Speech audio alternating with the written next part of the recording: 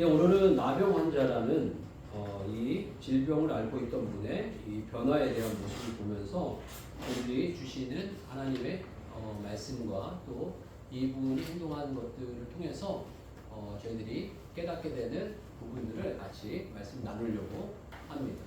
먼저 이 나병 환자를 앓고 있는 이 나병에 대해서 먼저 좀 말씀을 드리면요. 나병은 이거 알아보니까 우리나라에서는 거진 이제 발생하지 않는 질병이라고 합니다. 그래서 그렇지만 환자는 7,800명이 있고요. 전에는 가장 많았을 때는 1969년인 3만 8천 명이 있었다고 합니다. 그래서 3만 8천 명이라는 이 인원은 이게 어마어마한 인원이에요. 이 단일 질병으로 3만 8천 명이 우리나라 인구 가운데 그 당시 우리나라가 뭐 3천만, 4천만이었을 테니까 대단히 이게 많은 액수였고 그 소록도에 6천 명이 수용돼 있었었는데 그 6천 명 수용은 뭐 세계에서 뭐 몇 손가락 꼽을 만큼 이 대단히 많은 인원이 있었다고 합니다. 그래서 이 나병은 이게 위생 상태가 안 좋고 일단 잘 못 먹고 못 씻고 이런 상태에서 많이 일어나는 질병으로 이야기를 하고 있습니다. 그래서 우리나라 전쟁 이후에 1969년, 뭐 70년 요때는 못 먹고 못 입을 때잖아요. 다. 밥 삼시세끼 다 못 드실 그 상황이다 보니까 못 입고 못 먹고 뭐 씻기도 못하고 막 우리나라 판자촌 막 이런 것들이 제가 그 경험까지는 못했지만 볼 수 있는 그런 시대를 살았는데 그런 상황에 때 극심했던 질병이고 피부병이 하나의 질환으로 나타난 질병이었습니다. 그래서 제가 또 이제 몇 가지 알아보고 싶어가지고 이 예수님 때 이 나병 환자가 얼마나 됐을까 이런 생각을 해보고 물어봤더니 정확한 통계는 알 수 없지만 이렇게 적지는 않았을 거다라고 표현을 합니다. 적지 않은 질병으로 많은 사람들이 이 피부병의 일환이었기 때문에 꼭 나병 환자라고 이렇게 지금 지정은 안 되어도 피부 질병과 나병 환자하고 애매모호한 사람들까지 합치면 대단히 많은 수의 이런 어떤 나병 환자가 있었을 걸로 이야기를 하고 있습니다. 그런데 질병 가운데 정말 이거 이야기할 수 없는 질병이 이 나병 환자입니다. 하여간 어떻게 할 수가 없습니다. 그리고 이게 가장 험악한 질병입니다. 이 질병 가운데 일단 나병이 제일 어려운 거는 일단은 소외됩니다. 일단은 일반 가정에서 지낼 수가 없어요. 일단 질병이 걸린 것도 억울하고 너무 안타깝고 힘든데 집에서 살 수 없는 거예요. 집에서. 아니, 어디 아프면은 뭐 가족이 돌보잖아요. 막 이렇게 어떻게 해서든지 뭘 어떻게 해보려고 돌보는데 이거는 일단은 첫 번째 가장 어려운 것 가운데 하나가 쫓겨나는 거예요. 집 공동체에서 전염성이 있기 때문에 쫓겨나서 이 사람들이 있는 곳으로 나아가야 되는데 이게 우리 지금 시대에도 공동체에서 쫓겨나면 좀 어려움이 있잖아요. 어려움이 있는데 이스라엘 사람들은 더 큰 어려움이 있어요. 왜 그러냐면 이스라엘 사람들은 자기네만 이렇게 이스라엘 민족이 자기네만 하나님의 백성이고 자기네만 이런 어떤 선택받은 민족으로서 선별된 사람이고 자기네만 어떤 좋은 사람이다 이런 어떤 마음이 있거든요. 그런데 그 공동체에서 버려지는 거예요. 그 공동체에서 버려지게 되면은 그 공동체의 상실감이 우리가 갖고 있는 그냥 공동체에서 떠나오게 됐네 이런 어떤 상실감을 넘어서 나는 이제 지옥 자식이 됐다. 난 지옥으로 갈 수밖에 없다. 라는 거가 이제 완전히 인지가 되는 거예요. 이런 측면에서 사실을 보게 되면 요즘에 이스라엘 민족 하면 전쟁이 딱 일어나면 이스라엘 민족은 다 이스라엘로 모인다고 하지 않습니까? 막 세계 각지에서 이스라엘로 모여서 전쟁에 나간다. 이렇게 좋은 의미로 막 박수치기도 하지만 한편으로는 이게 너무 자국주의가 너무 강한 거예요. 이 자기네만 옳고 자기네만 대단한 거고 이러다 보니까 남들은 다 죽어도 돼요. 남은 다 죽여도 되는 거예요. 남들은 다 지옥 장작개비고 다 하나님이 저주한 민족이기 때문에 자기네 민족 아닌 사람은 다 죽어야 된다. 이런 어떤 마음이 있는 그런 나라에서 쫓겨난다는 것은 이거 큰 문제겠죠. 큰 아픔이 아닐까 싶고요. 그 다음에 이게 오는 어려운 가운데 하나는 저번에도 말씀드렸듯이 나병은 신체가 무너집니다. 이게 이 끝에 모든 그 신체의 그 끝부분이 다 무너집니다. 손가락이 다 잘리고 귀가 잘리고 코가 잘리고 뭐 머리카락 빠지고 뭐 발톱 빠지고 뭐 이거 발톱이 아니라 발가락이 다 없어지고 뭐 이건 뭐 기본적인 거예요. 그런 어떤 게 이게 그 사람으로서의 어떤 신체 구조가 아닌 그런 상태가 되어버리고 이러던 분들이 또 이제 찾아오게 되는 어려운 가운데 하나는 가난이죠. 먹고 살 게 없어요.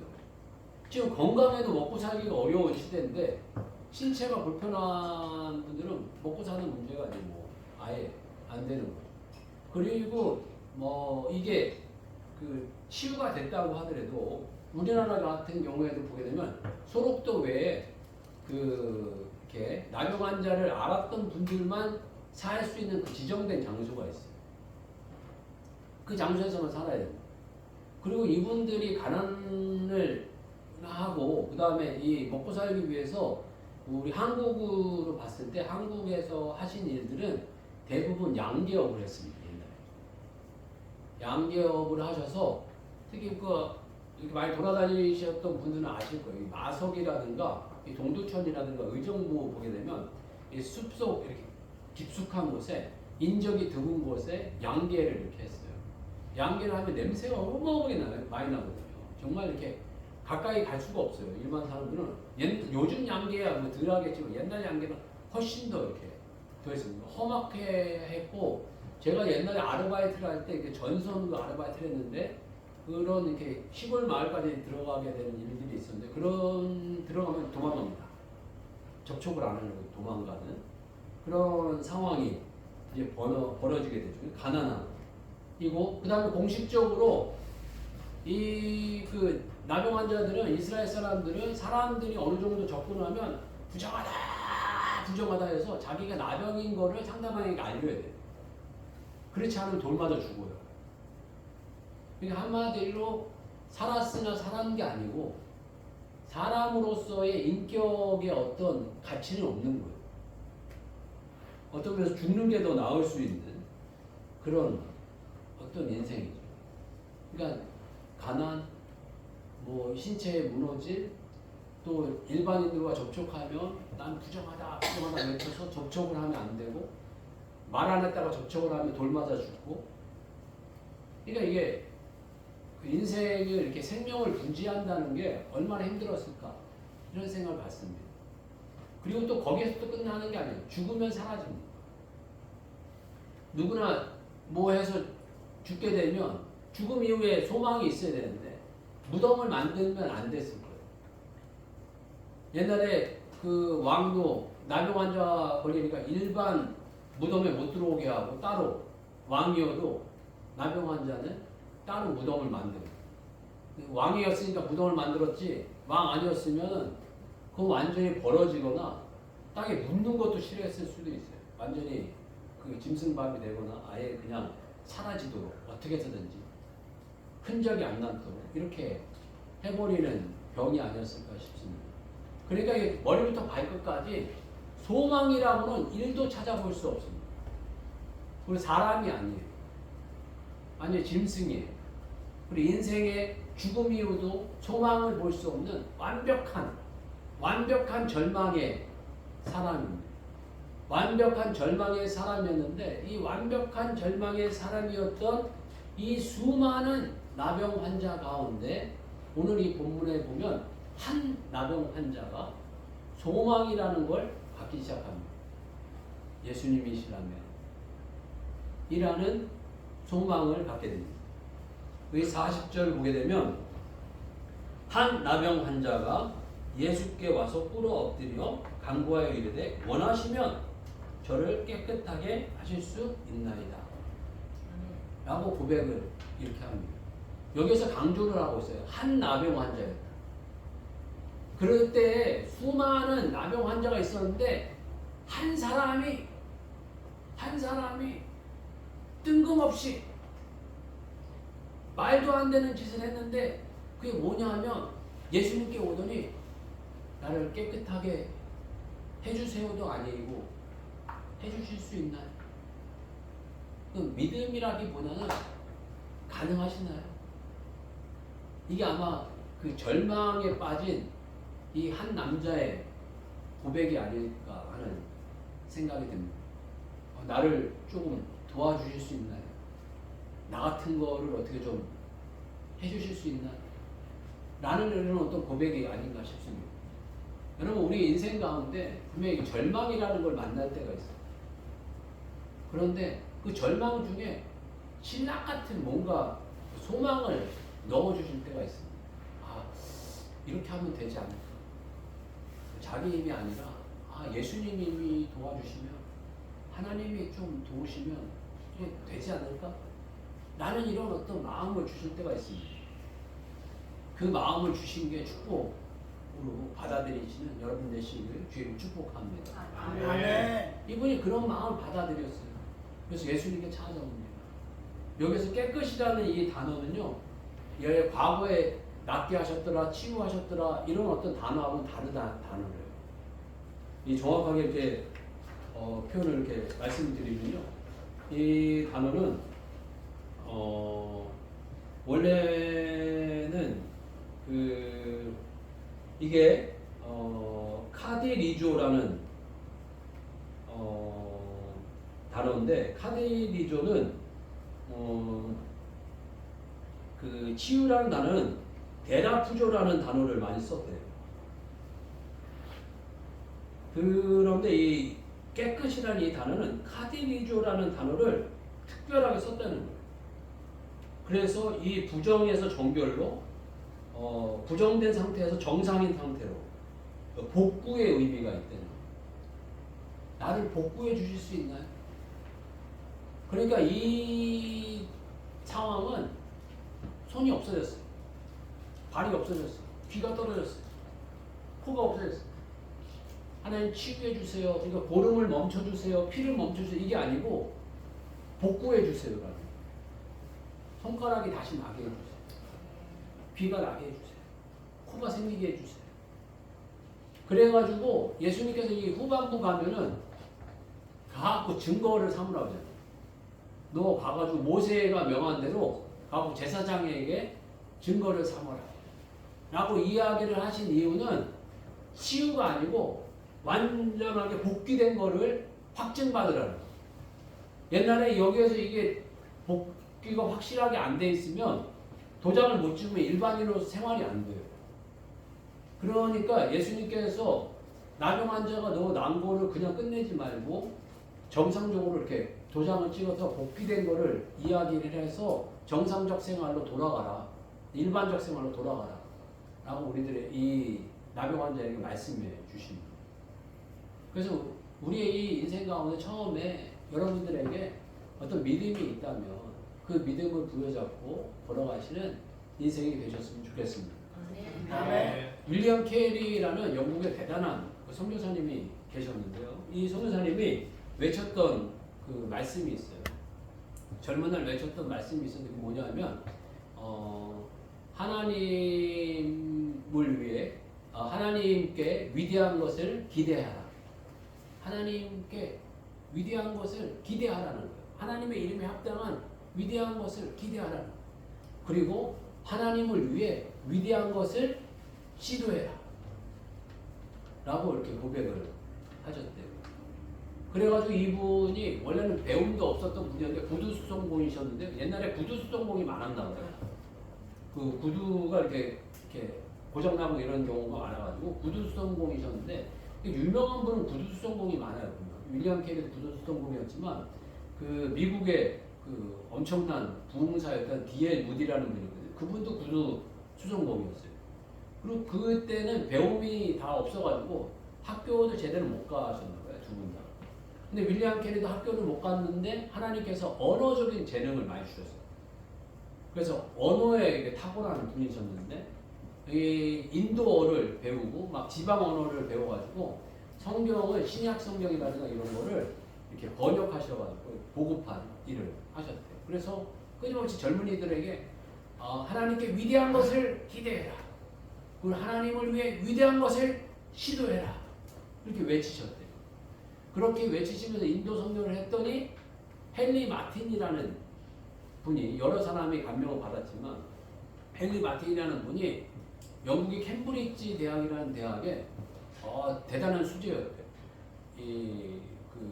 뭐 수학 쪽이나 이런 거에 대해서 대단히 막 그 수석으로 졸업하고 장래가 촉망되는 분이었는데 이분에게 감명을 받더니 변화가 돼가지고 이분의 사역에 함께 동참하는.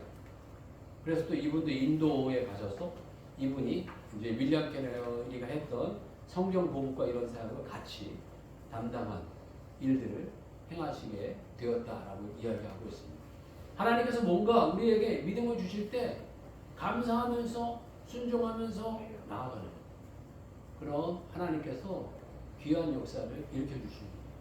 두 번째로 또 이 나병환자를 보면서 제가 느끼는 것 가운데 하나가 순종이에요. 하나님 해주실 수 있나요?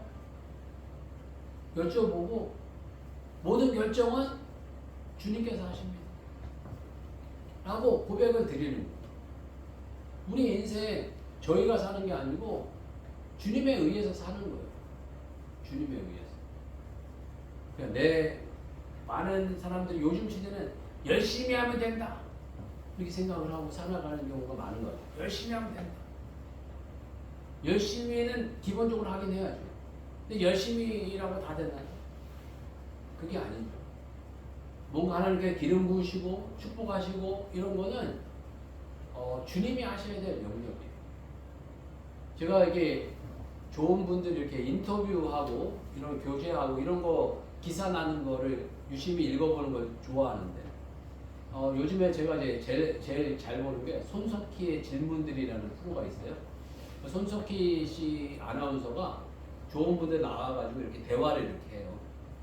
대화를 이렇게 하면서 여러 가지를 질문을 하면서 그분들에 대해서 이제 알아보는 건데 윤여정 씨가 나왔어요. 윤여정 씨는 이제 다 아시면 이제 연세가 좀 되신 분들은 다 아시죠. 이분이 처음 등장할 때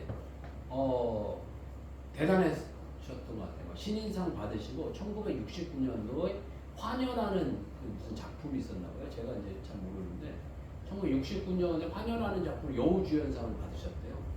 그래가지고 막 승승장구하셔가지고 뭐 연기도 잘한다 그러고 칭찬을 엄청 받았는데 이제 뭐 잘 알다시피 조용남이라는 분하고 이렇게 하셨고 어려움을 겪고 이렇게 오시고 난 다음에 이제 여러 이제 어려움을 겪으셨는데 그리고 난 다음에 2021년 미나리라는 그 작품으로 아카데미 여우 조연상을 받으세요.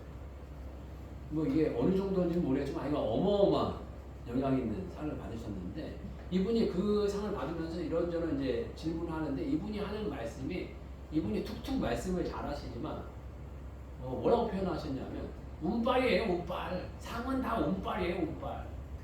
제가 맨 처음에 뭐 화녀나 이런 거 여우주연상 받을 때 제가 잘나서 받았는 줄 알았는데 나중에 보니까 다 운빨이에요. 운빨. 이러면서 얘기를 하시더라고요. 근데 그 이야기 속에는 여러 의미가 많이 담겨 있겠죠. 원래는 미나리라는 작품을 하시려고 한 게 아니었대요.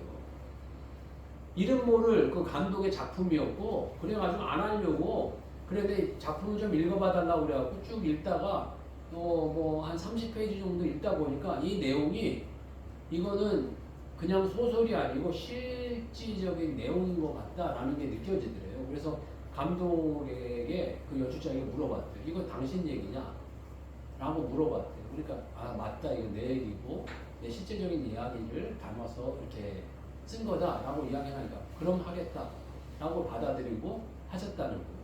그런데 그 작품이 잘 될 거라고는 1도 생각을 안 했고 그 작품 가운데 자기가 여우조연상이 될 거라고는 더더군다나 생각해 본 적 없다는 거예요.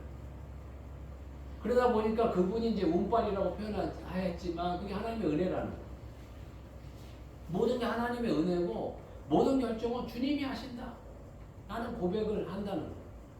그러니까 우리의 인생 가운데 하나님께서는 끊임없이 사건 사고를 통해서 우리들에게 보여주시고 알려주시는 것은 네가 하는 게 아니야. 하나님 하시는 거고 모든 상은 하나님 주시는 거야. 라는 거를 우리들에게 알려주신다는 거야. 그리고 기억하게 하시고 걸어가게 하신다. 라고 말씀해 주고 계십니다. 마지막으로 하나 더 그 나병 환자를 보면서 느끼는 거는요. 은혜는 복음은 감출 수 없다는 거예요. 은혜 받으면 감출 수 없잖아요. 이 나병 환자가 자기가 죽는 줄 알았고 정말 너무 낙심됐고 너무 좌절됐고 너무 힘들었는데 하나님께서 살려주시니까 너 얘기하지 말고 조용히 있어 라고 이야기했는데 감추질 못하는 거예요. 그냥 막 떠들어가지고 온 동네방네 다 떠들어가지고 예수님이 그 마을로 이제 들어갈 수가 없게 됐다라고 표현하고 있어요. 그래서 한적한 곳에 계셨지만 또 많은 사람들이 또 예수님을 찾아오게 됐다라고 이렇게 표현하고 있어요. 우리가 아프고 어렵고 힘든 만큼 은혜를 크게 받으면 멈출 수가 없어요. 표정에서부터 나오고 행동에서부터 나오고 뭐든지 멈출 수 없는 그런 모습이 드러나게 된다는 거예요. 하나님의 은혜는 이렇게 멈출 수 없는 그런 모습으로 드러나게 된다는 거예요. 그런데 제가 이 친구를 보면서 이 친구라고 표현하면 그렇죠.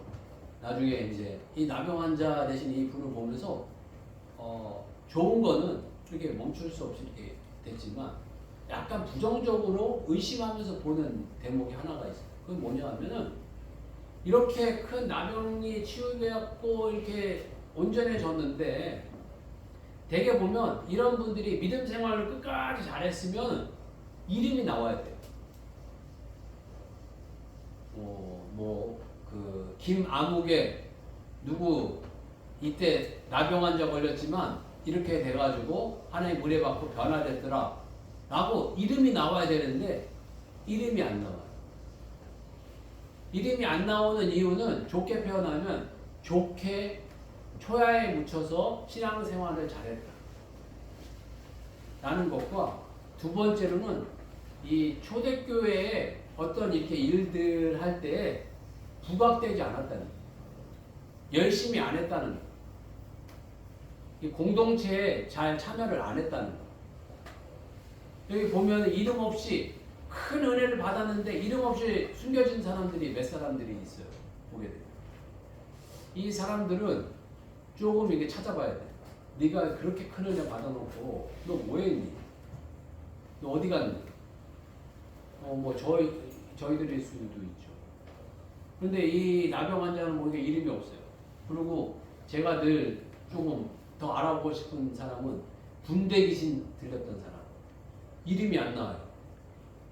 군대 귀신 걸려가지고 그 돼지를 2,000마리나 죽이면서 예수님께서 풀어주셔서 대가볼리 지방에 가가지고 그냥 그 고향에 들어가서 열심히 그냥 복음 전하러 지내라 라고 해서 복음을 잘 전했다라고 이야기하지만 뭔가 이름이 안 나와요.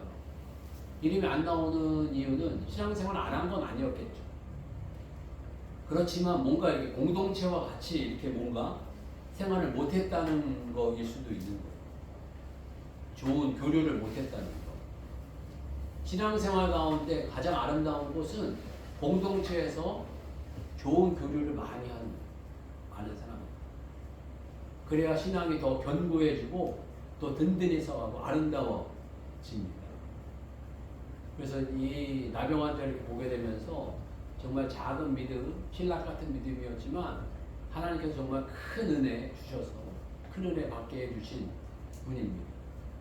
그리고 이분의 마음을 보게 되면서 하나님의 그 권위를 알았던 것 같아요. 순종할 줄 알고 또 그 말씀에 순종할 줄 알고 그 권위를 알게 되면서 살아가는 분이었고요. 그런데 맨 마지막엔 뭐 이렇게 기뻐서 복음 잘 지냈지만 약간 불안감이 있어요. 이분이 정말 신앙생활을 끝까지 잘했다면 여기 나병 환자라는 이름 앞에 분명히 이 사람의 이름이 나와야 되는데 이름이 안 나온 게 약간 불안해요. 이분이 예수님께 치유받은 이후에 정말 신앙생활 잘했을까? 이런 생각들을 이렇게 조금 해보게 되는 부분들이 있는데 저희들 나병 환자 정도는 아니어도 낙심되고 두려움이 있다면 주님 앞에 나아가면 예수님이라면 반드시 치유하시고 회복하신다 라는 믿음이 있으시길 바라겠고 또 그 가운데 하나님께 철저히 순종하시고 또 치유받고 회복되면 배반하는 자가 아니라 끝까지 마지막까지 충성하면서 공동체 속에서 기이한 일꾼으로 일어나는 주의 종들 되시길 주의 이름으로 축복합니다. 잘 기도하겠습니다. 주여 한번 외치고 우리 나병 환자 고쳐진 거 저희들 기억하면서 같이 한번 기도하겠습니다. 주여 한번 외치고 기도하겠습니다. 주여